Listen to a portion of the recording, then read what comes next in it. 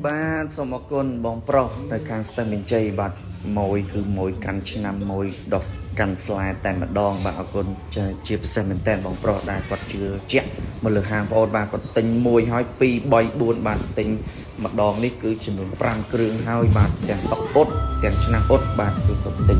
ច្រើនមែនតើគាត់មានទំនុកចិត្តជឿជាក់មកលើហាងបងបាទបងមានតែមករៀបដៃ10បាទអរសូមអរគុណបងប្រុសក្នុងឱកាសឆ្នាំថ្មីនេះជូនពរបងប្រុសហេងភ្ញៀវច្រើនបាទនេះបងប្រុសបាទក៏ទិញកម្រាតុកចំនួន2ឆ្នាំអ៊ុតឡ1បាទឥឡូវនេះកំពុងតែដាក់កម្រាថ្មីជូនបងប្រុសភ្លាមតែម្ដងបាទចឹងបងដែលមានតម្រូវការចង់ប្រើប្រាស់បាទប្រភេទតុកអ៊ុតអាវឆ្នាំអ៊ុតឡចំហាយឆ្នាំអ៊ុតចំហាយទឹកកម្រាតុកបាទកំងខាងអូនបាទមានបាទអ្វីដែលជាពិសេសនោះកាន់តែពិសេសនោះគឺបងនៅភ្នំពេញបាទនៅក្បែរ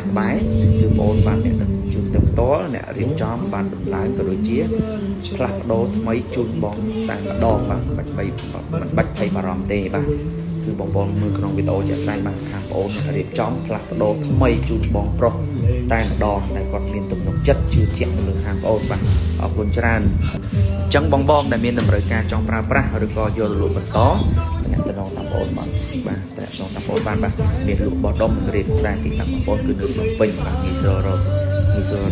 ទេបាទទីតាំងបងបាទមានលក់បោះដុំរៀបតែទីតាំងបងណាបាទពេញជាតាក់ទងតាម Telegram ក៏បានតាក់ទងតាម Page ក៏បានឬក៏តាក់ទងតាមលេខទូរស័ព្ទដៃក៏បានដែរបងបាទនេះ Telegram នៅក្នុងបាទវីដេអូជាក់ស្ដែងបងបាទអរគុណច្រើនបងប្រុសហេងបង